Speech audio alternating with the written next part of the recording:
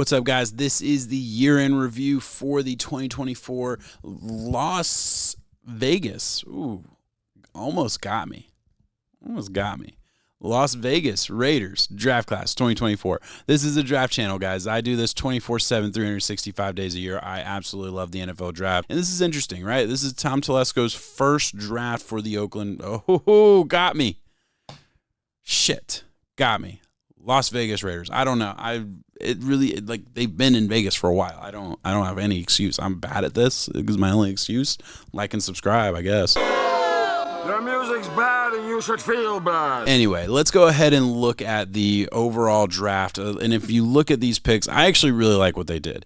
Outside of Brock Bowers in the first, 13th pick, you got a blue chipper in Brock, and he has really lived up to the billing. We'll talk about that more in a second. But you went offensive line with the next two picks, and then the rest of the draft was just defense and secondary mostly. And I like that. I really like the strategy, right? As far as Tom Telesco and this new regime kind of starting, what are you trying to do? First, we're going to build offensive line. You went offensive line in the second and the third round. I love that. And then later on in the draft, we got to build out the defense. Defense isn't great for the Raiders, still isn't, but you attacked the strength of that draft, that 2024 draft, really strong at corner and DB, and you got three of them in the later rounds. So I really like that. Grabbed a running back. Look, those are later round pieces. Those are not the guys that are going to make or break your drafts. Let's talk about the ones that will. Obviously, Brock Bowers is the first conversation. He is the best rookie tight end in the history of the NFL right now. He is doing absolutely insane things on a team that isn't good. On a team where defenses don't really have to worry about anything else other than Brock Bowers. He's still doing it. That's impressive.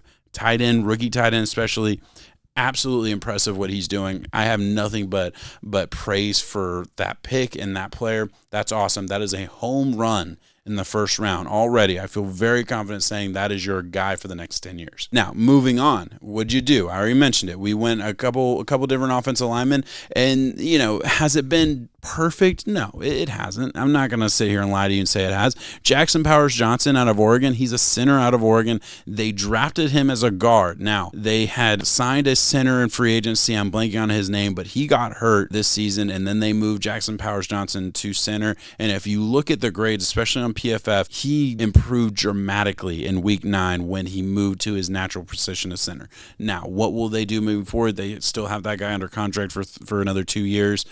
I don't know. I don't know what to expect there, but I do think in that spot they drafted the highest level offensive lineman available. I thought Powers Johnson had a really good chance to go in the first round. They grab him with a 44th pick in the second round. He's a starter. He's a good player. It remains to be seen how good this guy can be, but I have a ton of faith in him.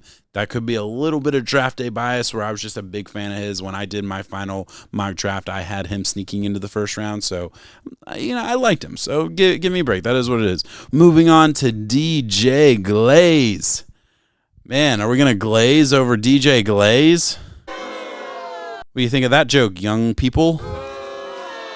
Look, starter since week 4. Hasn't graded out great. Hasn't been awesome. But if we look at the PFF grades down the line, look, you see improvement. It does seem like down the stretch he's gotten better. And again, if we can develop and improve and become a really good starting tackle in the 2026 season, well, that's when we have a quarterback. I don't know who that's going to be, whether it's Shedeur Sanders, Cam Ward, maybe we sign Kirk Cousins to a massive deal and then draft Shedeur Sanders. That would be fun. That's a great idea. They're going to have a quarterback. Hopefully we have a tackle and a center from this draft class that are kind of linchpin pieces. And if they are, home run draft. If you hit on all 3 pieces, it's early. I get it. Again, first year, it's tough to really decide where we're at with, especially the offensive line. Like you drafted positions that are kind of really tough to grade out first year. Tight end, Brock Bowers is just an absolute anomaly. And then you have center and tackle who have gotten a lot of snaps, have gotten a lot of experience early on. Can they continue to develop and become a big piece of this offense? I hope so. We'll see. And then looking down the rest of the draft, I'm not somebody who's going to deep dive into every single player down the line. I will mention their 4th round pick, 112th pick in the draft, D. Richardson. Sorry, guys. I should probably know him. I feel like I vaguely remember him in the draft process, but I messed that one up. We're going to keep it in, though, out of respect to Richardson and Mississippi State, where he came from. And look, this is the 113th out of 115 total cornerbacks on PFF, so not great. And again, we're not going to super dive into it. Another guy who's getting the opportunity down the stretch. We'll see if he can kind of develop into a guy. Rest of the draft aren't a ton of names to talk about. We'll give a shout out to Jonah Lalu, defensive tackle drafted by the Colts in the 7th round, who found a home with the Raiders and has been kind of a rotational guy. He's gotten at least 2 snaps in every game since week 2. And look, as we close this video out, I will say, looking at this draft as a whole, I really believe like it started and ended with Brock Bowers. If you hit on Brock Bowers, the level of success that you had, or looks like you have with the Brock Bowers, like multiple All-Pro, Pro Bowl type of guy, yeah, that's a huge win. You got him with the 13th pick. That's amazing. You don't get guys like that at that spot very often. So you have to be super excited. If the rest of those guys in the day 2 picks pan out the way I think they could, yeah, this is a home run draft. Absolute crusher of a draft. Still early. Way too early to kind of assess that and make that definitive statement, but very, very exciting for Raiders fans. Let's get a quarterback in there, man. Let's go quarterback. Let's go defense. Last thing I want to talk about really quick, and this might not age great just because I'm recording this during the season, and in 3 weeks, Antonio Pierce might get fired. And I don't get it. I just, from my perspective, was the Raiders situation, was their roster really, like, were we expecting that much more? Yeah, maybe a little bit better than it's been. And I know there have been moments of maybe poor clock management, poor decision making. I know they punted at one point against the Chargers, and that was obviously a mistake because they never see the ball again. That was late in the game where maybe probably should have gone for it on 4th down. I don't know. Those are like kind of anecdotal things that, like, I'm not going to fire a guy over, not in year 1. You know, if we see that again in year 2, year 3, yeah, okay, we got to learn our lessons. But I don't think it's been a consistent thing. It hasn't become like a true narrative for me. So what's going on in that locker room? What's going on in the building? I don't know. Maybe there are very, very valid reasons for all the smoke around Antonio Pierce's job being very, very unsafe.